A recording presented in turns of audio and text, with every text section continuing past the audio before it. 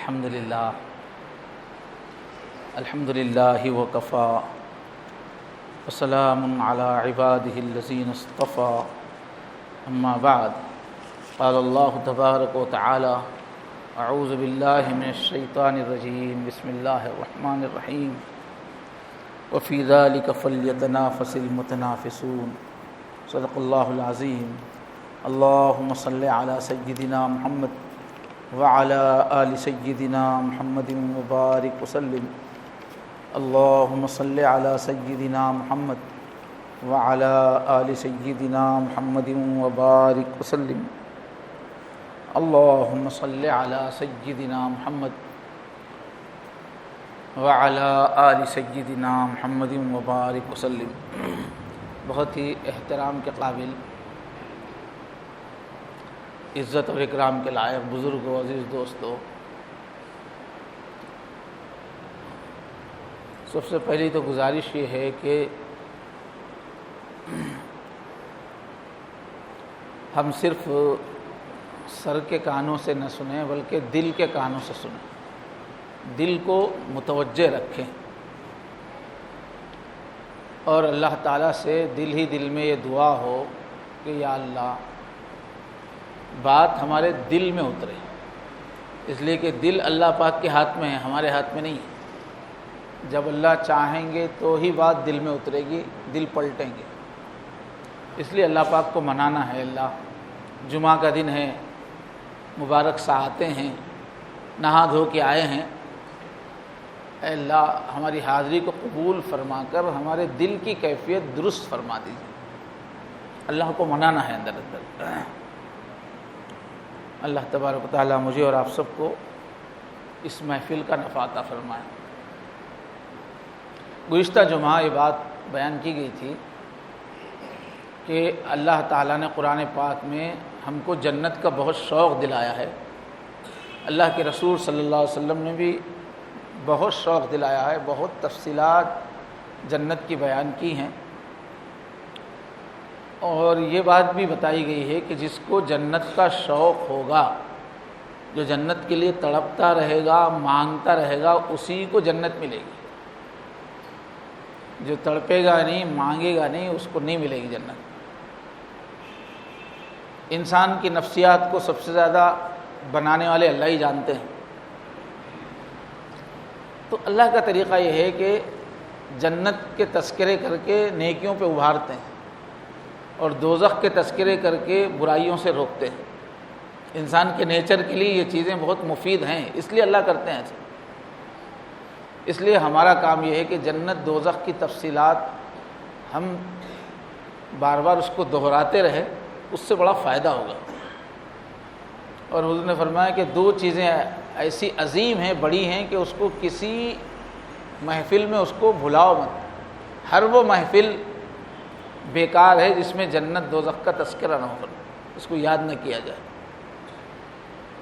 تو گزشتہ جمعہ جنت کا جو نظارے ہے وہ اس کی پیشکش شروع کی گئی تھی۔ اب یہ جو ہے سامنے والے کے مخاطب کے اعتبار سے بولنا پڑتا ہے۔ اصل جنت تو دنیا میں بیان کی ہی نہیں جا سکتی، اس لیے کہ وہ دوسرا عالم ہے۔ اور پھر سامنے والا جیسا مخاطب ہوتا ہے ویسا بولنا پڑتا ہے۔ چھوٹے بچے کو ہم کسی چیز کا منظر کھینچیں گے تو الگ رہے گا، اور بہت ذہین انسان کے سامنے کھینچیں گے تو الگ رہے گا۔ تو الگ الگ قوموں میں جب انبیاء آئے تو جس قوم میں وہ بات کرتے تھے وہاں کی جو تہذیب ہے، وہاں کا جو تمدن ہے، اس کے اعتبار سے جنت کو پیش کرتے تھے۔ اس علاقے میں جن چیزوں کو حسین مانا جاتا تھا، جن چیزوں کو قیمتی مانا جاتا تھا، اس کو سامنے رکھ کے پیش کرتے تھے۔ اسی اعتبار سے حضور کی جو حدیثیں ہیں وہ عربوں کے ذوق کے حساب سے وضاحتیں ہیں، باقی اصلی جنت تو جانے کے بعد ہی معلوم ہوگی۔ یہ تو سامنے والوں کے معیار پہ آ کے بات کرنا پڑتا ہے۔ بہرحال خلاصہ جو حضور نے فرمایا، اللہ جو فرماتے ہیں کہ میں نے اپنے نیک بندوں کے لیے ایسی ایسی نعمتیں جنت میں تیار کر کے رکھی ہیں کہ جو کبھی کسی آنکھ نے دیکھی ہی نہیں۔ اب حضور جتنی مثالیں دیکھ رہے، دیکھی ہوئی آنکھوں سے دیکھی ہوئی چیزوں کا نام لے رہے۔ اور جنت ایسی ہے جس کو کسی آنکھ نے دیکھا ہی نہیں، اور جس کو کسی کان نے سنا ہی نہیں۔ اتنی اونچی چیزوں کے بارے میں کبھی تذکرے پڑھنے کو ہی نہیں ملے۔ ولا خطر علی قلب بشر، بلکہ کسی بھی انسان کے دل میں بھی اتنی زیادہ معیاری خوبصورت چیز کا تصور بھی نہیں آیا، اس لیے کہ وہ دوسرا عالم ہے۔ لیکن ایک بات قرآن میں ہے، جنت کی چیزیں جتنی بھی معیاری ہوں، دنیا کی چیزوں سے اس کی مشابہت ہوگی، اس لیے کہ انسان پہلے سے جس چیز سے مانوس ہے اس سے ملتی جلتی چیز میں اس کا دل لگتا ہے، ایک دم نئی چیز میں دل نہیں لگتا ہے۔ تو مشابہت تو ہوگی لیکن اس کا معیار بہت ہی غیر معمولی ہوگا۔ بہرحال گزشتہ بتایا گیا تھا کہ جنت کا پھیلاؤ کتنا ہے، اور جنت کے دروازے 8 دروازے ہیں اور بہت وسیع دروازے ہیں۔ ایک ایک دروازے کی جو چوڑائی ہے، اگر کوئی اس پہ چلے تو 40 سال لگیں گے چوکھٹ پہ چلنے کے لیے۔ اتنے بڑے بڑے دروازے ہونے کے باوجود بھی وہ تنگ ہو جائیں گے، اتنے جنتی اس میں جائیں گے۔ پھر بتایا گیا کہ دروازے پہ 2 نہریں ہیں، ایک نہر وہ ہوگی کہ اس میں آدمی غسل کرتے ہی ڈبکی لگاتے ہی ایک دم تر و تازہ ہو جائے گا، اور دوسری نہر وہ ہے کہ جس میں ڈبکی لگانے کے بعد پھر کبھی بھی اس کو اپنے بال وغیرہ سنوارنے کی ضرورت نہیں پڑے گی، اس کی سیٹنگ ہو جائے گی بہت اچھی۔ اس کے بعد عرض کیا گیا تھا کہ جنت میں جو داخلہ ہوگا وہ بھی ایسے ہی نہیں ہوگا معمولی انداز میں، بہت شان و شوکت کے ساتھ ہوگا داخلہ بھی، بہت عزت اور اکرام کے ساتھ داخلہ ہوگا۔ تو جنتیوں کے گروپ بنائے جائیں گے، اجتماعی داخلہ ہوگا، ایک ایک گروپ آ رہا ہے، اپنے درجوں کے اعتبار سے الگ الگ گروپ آ رہے ہیں، اور جب وہ قریب آئیں گے تو بڑے احترام سے پھر جب دروازے کھولے جائیں گے ان کے لیے، ایسے نہیں کہ خالی کھلی پڑی ہوئی ہے، بلکہ اہتمام سے قریب آنے کے بعد اس کو دروازوں کو کھولا جائے گا، اور پھر جنت کے جتنے بھی ذمہ دار فرشتے ہیں، بڑی بڑی حیثیت والے، وہ استقبال کریں گے، اور استقبال کرتے ہوئے ان کی خوب تعریفیں کریں گے کہ کیسی اچھی زندگی آپ نے گزار کے آئے ہیں آپ، کیسی پاکیزہ آپ کی زندگی تھی، اب دیکھیے ہمیشہ کا آج انعام مل رہا ہے، اب کبھی آپ کو اس جنت سے نکالا نہیں جائے گا، ہمیشہ کی یہ شہنشاہی آپ کو مل رہی ہے، شاہی مل رہی ہے۔ تو ہر طرف سے خوبصورت خوبصورت لباسوں میں بہت ہی خوبصورت فرشتے استقبال پہ ٹوٹ پڑیں گے۔ ایسے اللہ کے نبی جب مدینے میں پہنچے، اللہ نے ایسا انتظام کیا کہ شہر سے بہت دور ہی آ کے لوگوں نے استقبال کیا تھا، اور جو ہے عورتیں سب چھتوں پہ چڑھی ہوئی گیت گا رہی تھی، سارے بچے دف بجا بجا کے حضور کے استقبال کے کلمات پڑھ رہے تھے، نظمیں پڑھ رہے تھے، اور مرد حضرات فوجی انداز سے پورے ہتھیار بند ہو کر حضور کے ساتھ مارچ کر رہے تھے۔ تو جنت میں بھی جو ہے بہت اہتمام سے داخلہ ہوگا، بہت عزتوں کے ساتھ، تعریفوں کے ساتھ، اور فرشتے جو ہے ہر طرف سے ٹوٹ ٹوٹ کے آئیں گے اور مبارکباد دیں گے۔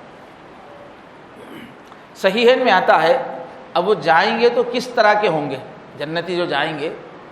تو فرمایا جو گروہ جنت میں پہلے داخل ہوگا ان کی صورتیں 14ویں کے چاند جیسی ہوں گی، چہرے بہت خوبصورت، 14ویں کے چاند۔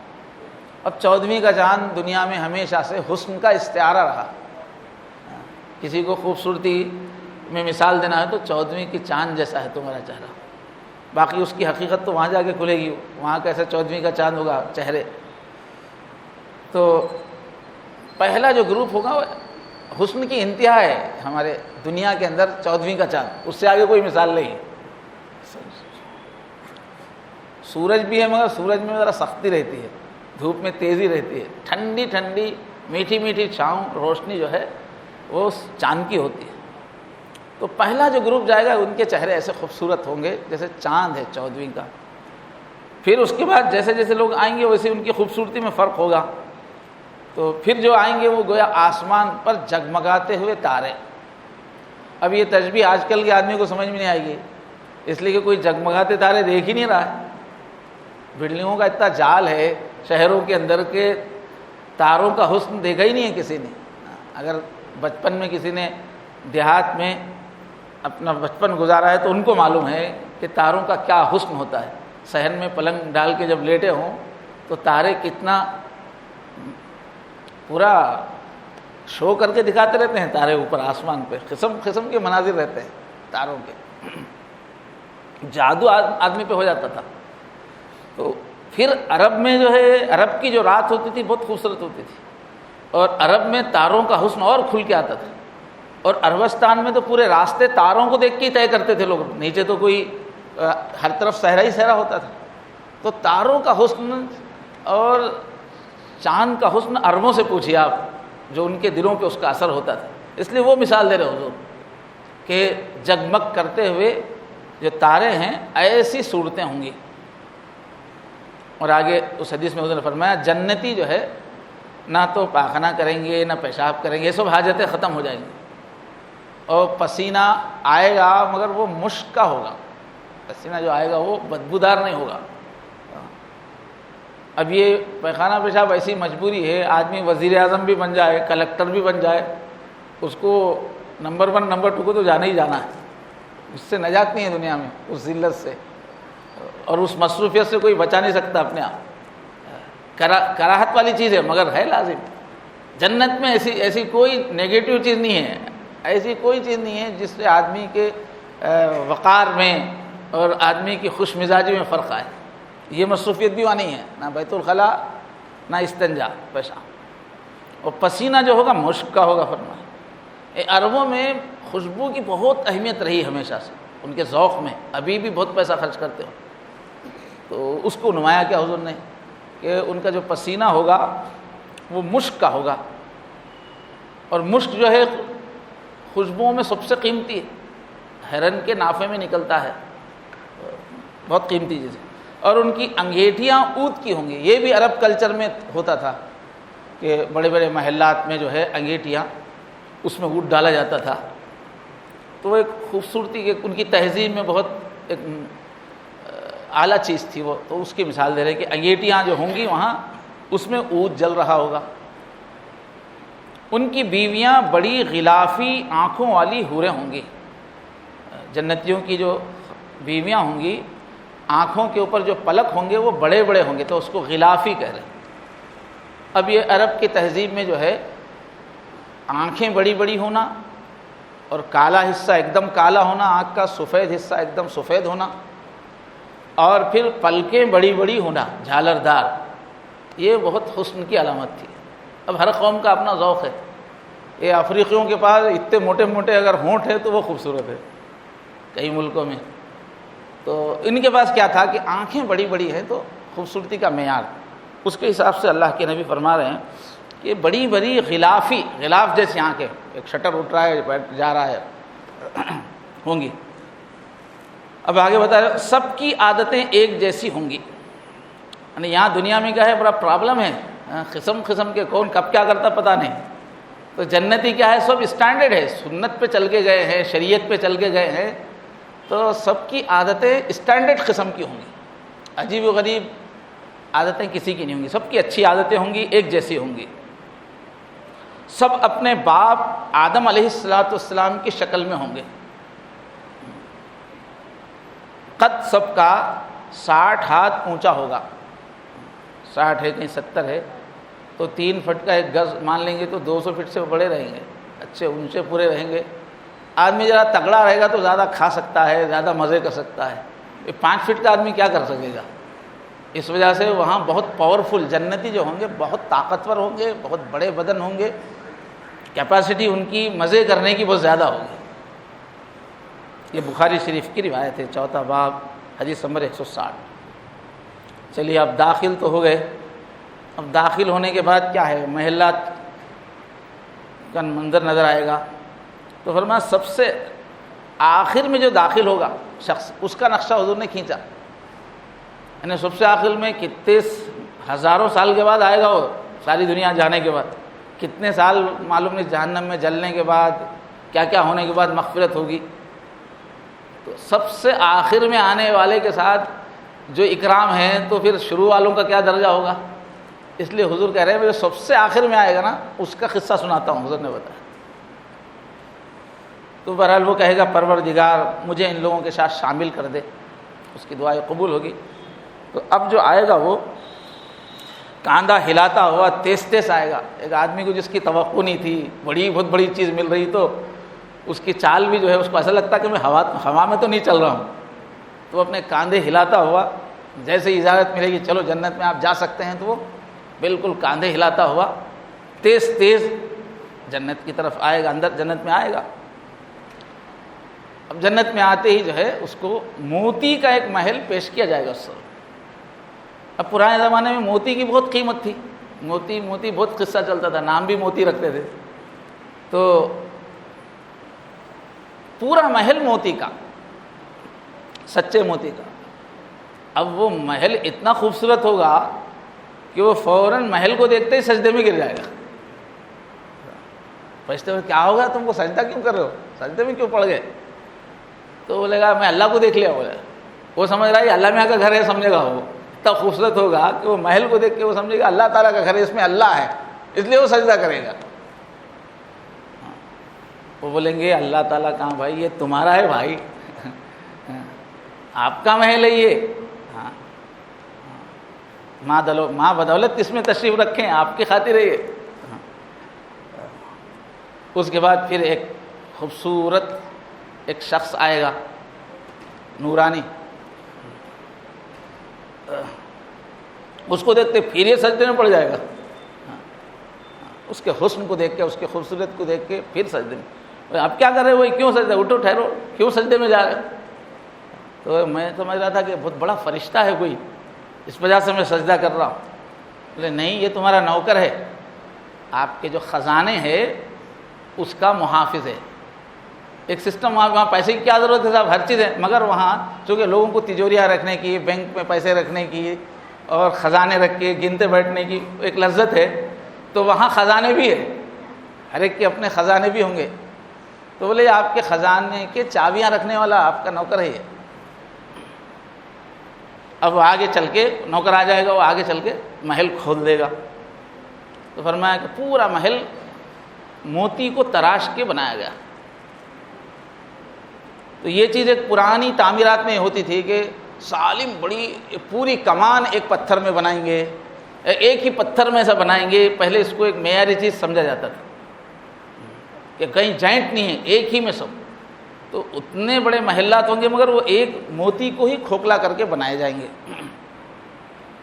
تو اس کو تراش کر اب اسی کے مٹیریل سے دروازے بھی موتی کے ہی، تالے بھی، کنجیاں بھی سب اسی کی بنی ہوئی۔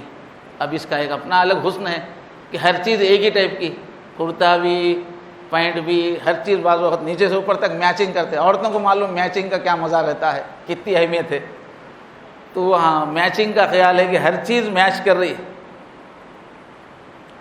پھر جو ہے فرمایا وہ محل کیسا ہوگا کہ سبز رنگ کا ایک درخت ہوگا، ایک اس طرح جو اس کا ابھار ہوگا گھر کا، جیسے ایک سبز رنگ کا بڑا پیڑ ہے، اور اس کا تنا جو ہے وہ مختلف ہیروں میں سے گزر رہا ہے، بڑے بڑے ہیروں میں سے وہ تنا گزر رہا ہے، اور ہر ہیرے کا رنگ جدا۔ تو اب وہ پیڑ کی طرح ہے محل، اس میں بیچ بیچ میں بڑے بڑے ہیرے ہیں، وہ ہیرے کیا ہے، اس کے ہالس ہیں، اس کے کمرے ہیں، اس میں گھسے تو پیڑ میں سے گھسنا اور وہ اطراف کے ہالس میں جانا ہے جو ہیرے ہیں، بڑے بڑے ہیروں کے بنے۔ اب ہر ایک کا کلر الگ، یعنی ہیرے کے رومز ہیں سمجھیے۔ تمام ہیروں کے اندر تخت ہوں گے، وہ جتنے بھی ہالس بنے ہوں گے سب میں تخت ہوں گے، اور خوبصورت حوریں ہوں گی، اور غلمان ہوں گے، خدمت کرنے والے خوبصورت ملازم ہوں گے، وہاں نوجوان بچے، چھوٹے چھوٹے بچے ہوں گے، بھولے بھالے بچے جو ہے جوان ہونے سے پہلے بہت خوبصورت رہتے ہیں، تو وہ ایسے بچے وہاں پر رکھے جائیں گے۔ اب آج کے دور میں بھی خدمت گزار خوبصورت رکھنے کی بڑی کوشش رہتی ہے، ہوائی جہازوں کے اندر بھی خوبصورت لوگوں کو جو ہے میزبان رکھنے کی کوشش ہوتی ہے۔ تو اللہ تعالیٰ کی طرف سے ایک خوبصورت لؤلؤا منصورہ قرآن میں ایک جگہ فرمایا، وہ اتنے خوبصورت بچے بھاگ رہے ہوں گے، سروس کر رہے ہوں گے، ایسا لگے گا جیسے ایک ہریالی میں موتی بکھیر دیے ہیں کیا، اس طرح خوبصورت لگیں گے وہ بچے. اور فرما رہے ہیں کہ سب سے وہ جو محل کے ہالس کے اندر جو ہیرے کے ہوں گے اس میں جو حوریں ہوں گی فرما رہے ہیں کہ سب سے کم درجے کی جو ہوگی وہ غلافی آنکھوں والی ہوگی. وہ اب ان لوگوں کے پاس عربوں کے پاس سب سے بڑا معیار تھا لیکن وہ سب سے آخری ڈی گریڈ جو ہوگی وہ غلافوں والی ہوگی. اور آگے آگے کئی قسم کی حوریں ہیں پھر. اور فرمایا ہر بیوی پر 70 جوڑے ہوں گے. اب یہاں اگر کوئی 70 جوڑے پہن لیے تو پھر وہ تماشا بن جاتا, ایک بہت بڑی رضائی بن جاتی, اس میں آدمی غائب. وہ کیا ہے, الگ الگ علاقوں کا ایک الگ تہذیب ہے, جہاں جو تہذیب ہے اس میں اچھا لگتا ہے. تو یہ ٹرانسپیرنٹ رہیں گے. یہ جو 70 جوڑے ہوں گے, یہ 70 پہن کے بھی خالی اوپر کا نظر آیا تو فائدہ کیا ہے 70 پہننے کے. تو وہ 70 جوڑے بیک وقت نظر آ رہے ہوں گے. یہاں تو 70 جوڑے والی حور ہے, اور یہ جو دین کا کام کرنے والے ہیں ان کے واسطے 1000 ڈریس والی جو ہے, 1000 ڈریس پہنی ہوئی ہوگی حور. لیکن وہ پورے 1000 جوڑے نظر آئیں گے, نظر آر پار ہوگی اس میں سے, ٹرانسپیرنٹ ہوں گے وہ.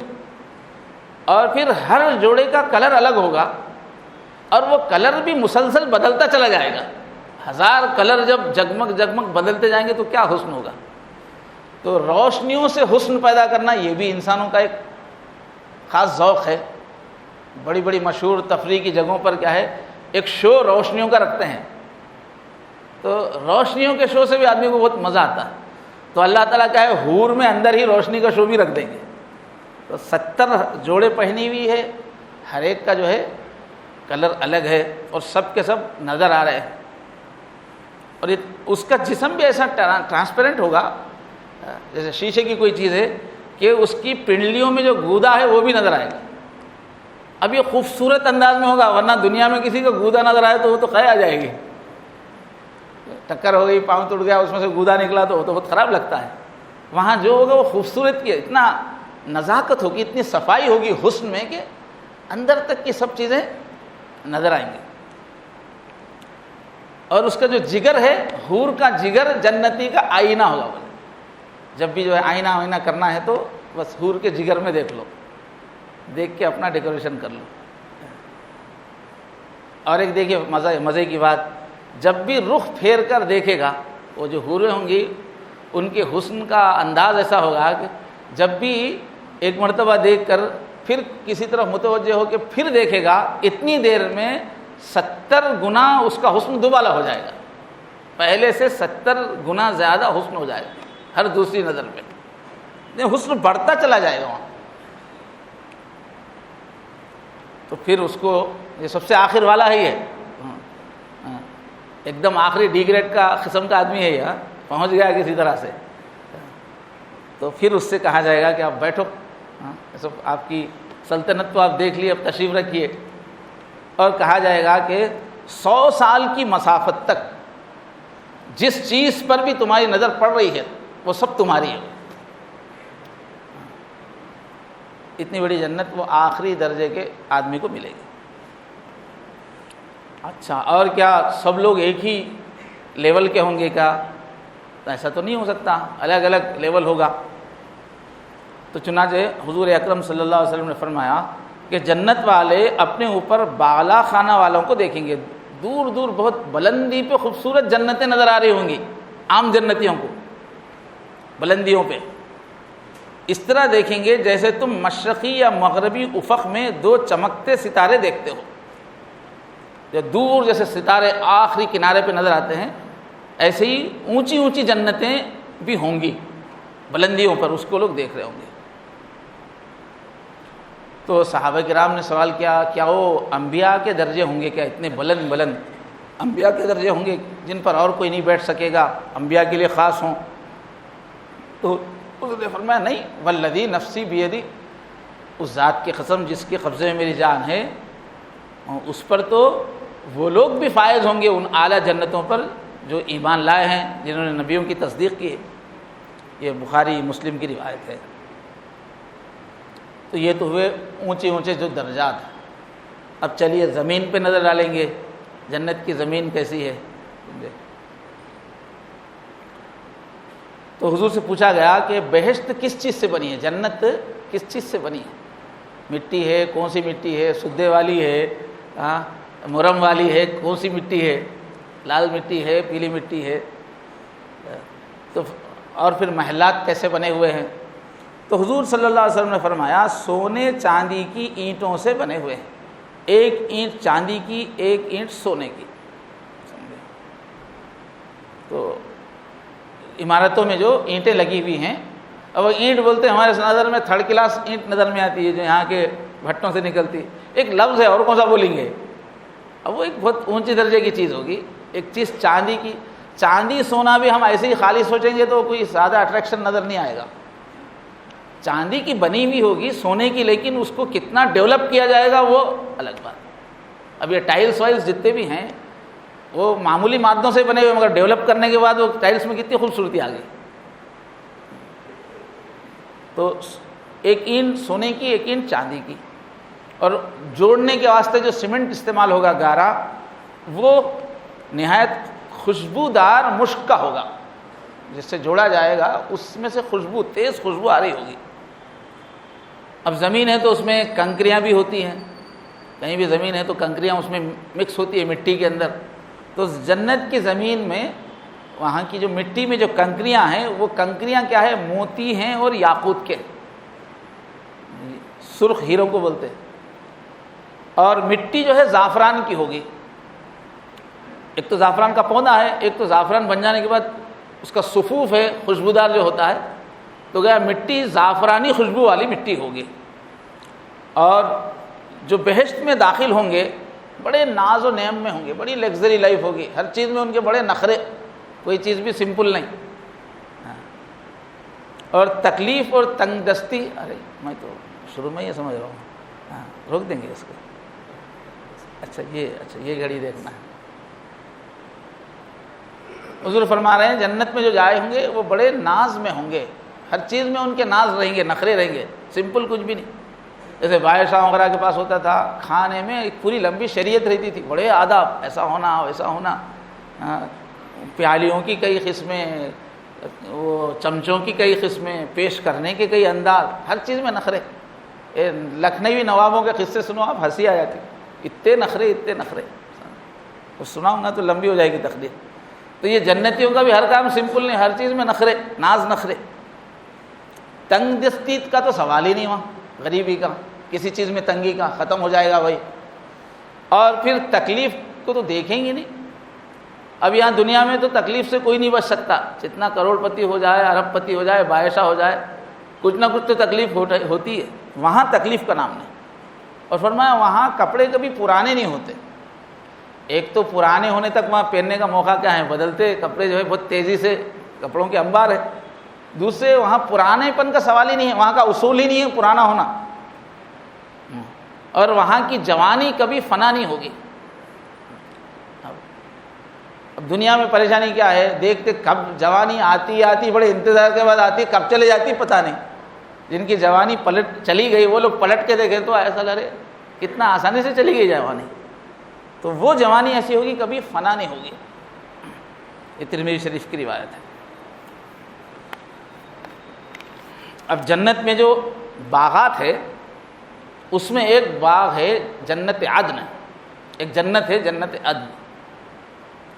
تو اس کے بارے میں اللہ کے نبی صلی اللہ علیہ وسلم نے فرمایا اللہ تعالیٰ نے جنت عدن کو اپنے خاص دستے خاص سے بنایا۔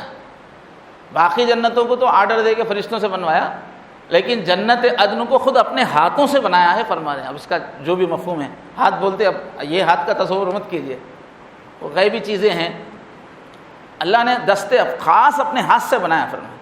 اس کی ایک اینٹ سفید موتی کی، ایک سرخ یاقوت کی، ایک سبز زمرد کی، کلر کے ہیروں سے بنی ہوئی اینٹیں ہیں اس کی۔ اور گارا نہایت خوشبودار مشک کا، گھاس زعفران کی، کنکریاں موتیوں کی، مٹی عنبر کی۔ عنبر ایک خوشبو ہے جو ان میں عربوں کے اندر مقبول تھی۔ تو اللہ تعالیٰ نے اس کو بہت خوبصورت بنایا ہے، وہ بہت اسپیشل جنت ہے، اللہ نے خود بنایا تو کیسی ہوگی۔ یہ کیوں بنایا اللہ نے؟ جو دنیا میں اللہ کے چاہنے والے ہیں نا، ان کی پہلی ملاقات کے لیے ہے یہ، پہلی ملاقات۔ پہلی ملاقات کی جگہ جو چاہنے والے ہیں نا خوبصورت جگہ رہنا بول کے چنتے، کہاں ملیں گے؟ چلو فلاں باغ میں آ جاؤ، فلاں سائٹ پہ آ جاؤ، خوبصورت جگہ پہ ملنے کی چکر رہتی۔ اور شادی ہوتی تو جس کمرے میں لا کے دلہن کو اتارا جاتا ہے نا اس کو اسپیشل انداز میں سجاتے ہیں اس کو، بلکہ باقی حصوں کو دولہے کے دوست سجاتے ہیں، وہ اصل کمرہ تو دولہا کھڑے ہو کے سجانے لگا، اس لیے کہ یہاں محبوب سے ملاقات ہونی ہے۔ تو جنت میں چونکہ اللہ اپنا دیدار کروانے والے ہیں تو اللہ نے خود اپنے ہاتھ سے اس کو سجایا ہے، میرے چاہنے والے آئیں گے تو یہاں ملاقات کروں گا ان سے، دیدار یہاں ہوگا۔ تو جب جنت اللہ نے بنا دی جنت عدن، تو پھر جنت عدن کے باغوں سے کہا چلو بولو کیا بولنا ہے، ان کو زبان دے دی۔ تو ان باغوں نے کیا کہا، جنت عدن نے کیا کہا، قد افلح المؤمنون۔ جنت اپنی خوبصورتی دیکھ کے اس جنت نے کہا مومن تو کامیاب ہو گئے، مومن تو زبردست آخری درجے کی کامیابی ہوں گی، اتنی حسین جنت میں مل رہی ہو، مومن کامیاب ہو گئے۔ کیا ٹائم ہوگا؟ اب عربوں کی تہذیب میں ان کو آج بھی، اب ہمارا پرسوں ہی دبئی جانا ہوا تقریب میں، خوبصورت بلڈنگیں بنائی ہوئی ہے، لیکن وہ اصل مالک سنا وہ لوگ جا کے صحرا میں ہی رہتے، خیموں میں ہی رہتے وہ لوگ، تو یہاں شہر کے دوسروں لوگوں کو دے دیتے ہیں، خود جا کے۔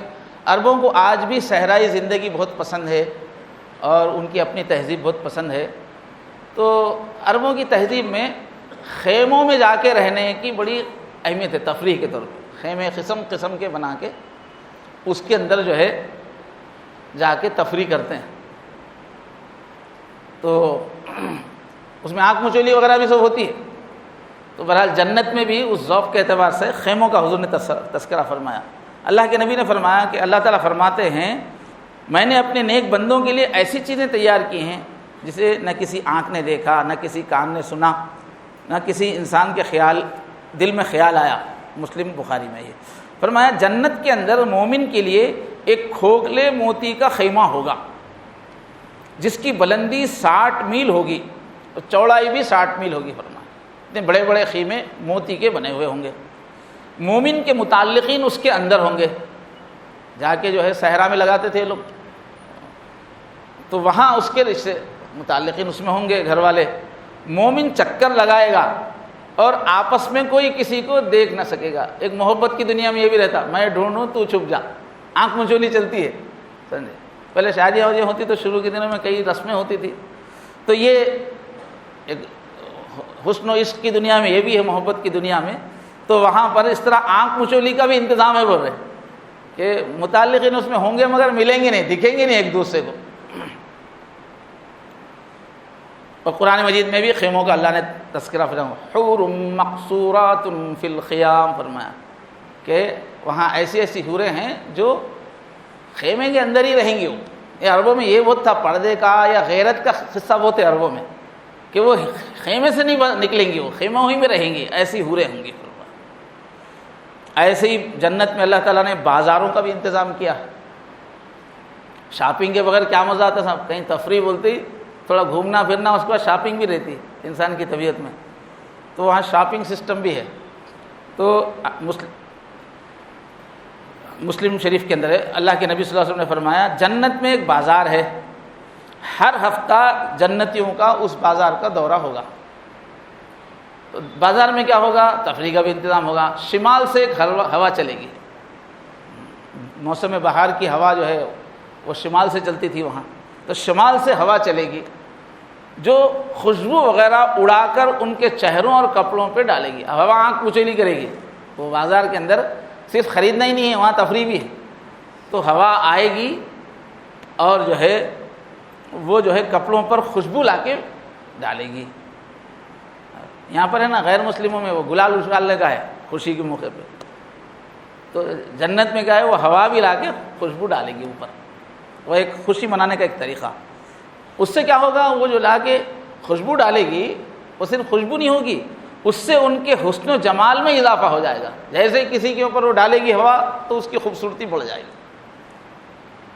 پھر جب واپس متعلقین میں جائے گا تو وہ لوگ بولیں گے خدا کی قسم آپ جاتے خود تو ایسے نہیں تھے نا، بولے یہاں سے جانے کے بعد تو آپ بہت بدل گئے، بولے ہینڈسم ہو کے آ گئے، آپ بہت خوبصورت ہو گئے.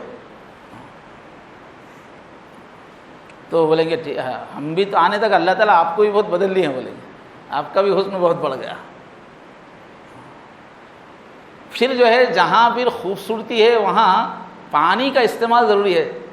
جتنی دنیا میں تفریح گاہیں ہوتی ہیں، دریا کے کنارے، ساحل سمندر کے کنارے، یا کوئی اچھا محل بنایا ہے تو اس کے اندر سوئمنگ پول وغیرہ، پانی سے بڑی خوبصورتی آتی ہے. ملیشیا وغیرہ میں بھی بیچ میں، شہر کے بیچ میں نہر نکالی ہوئی ہے، تو پانی سے بڑی خوبصورتی آتی ہے.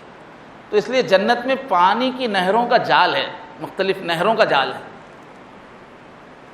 ایک دنیا میں بھی ایک شہر بنائے ہوئے ہیں وینس، پورا نہروں کا ہی شہر ہے، راستے نہیں ہیں، نہریں ہی ہیں.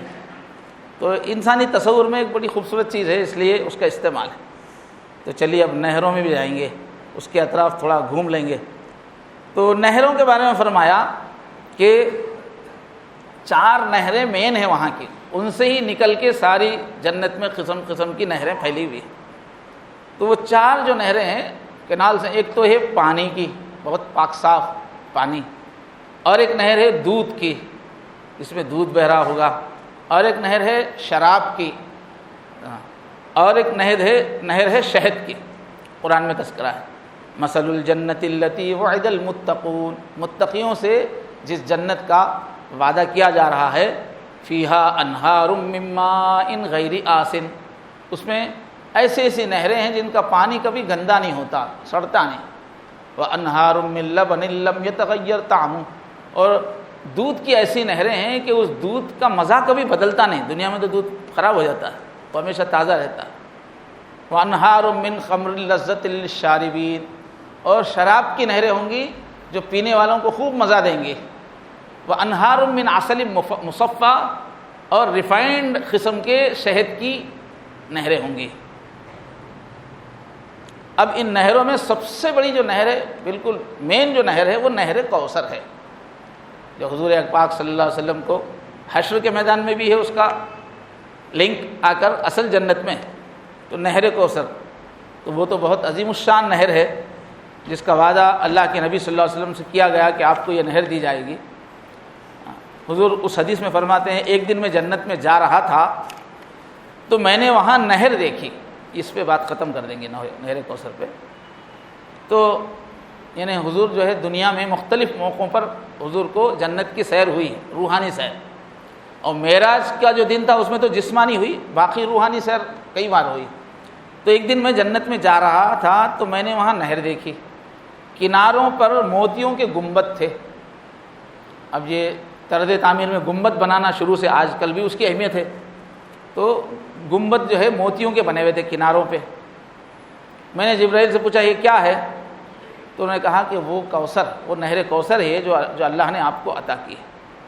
پھر فرشتے نے نیچے ہاتھ ڈالا، اندر نیچے ہاتھ ڈال کے کیچڑ جو نیچے رہتی ہے نکالا، تو فرمایا کہ وہ خوشبودار مشک تھی، کیچڑ بھی مشک کی تھی. یہ بخاری شریف کی روایت ہے. ترمذی میں ہے کہ کوثر جنت کی ایک نہر ہے، اس کے دونوں کنارے سونے کے ہیں، کنارے جو بنے ہوئے ہیں، موتی اور یاقوت کے اوپر بہتی ہے، ہیروں کے اوپر بہتی ہے. وہ اس کی مٹی مشک سے بہتر ہے، پانی شہد سے زیادہ میٹھا ہے، شیریں ہے، اور برف سے زیادہ شفاف ہے.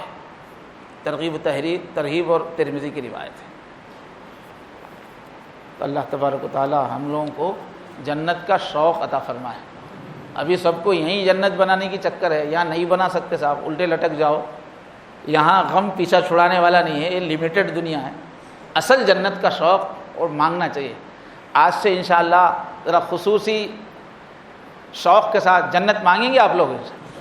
اللہ تعالیٰ مانگنے کی توفیق عطا فرمائے.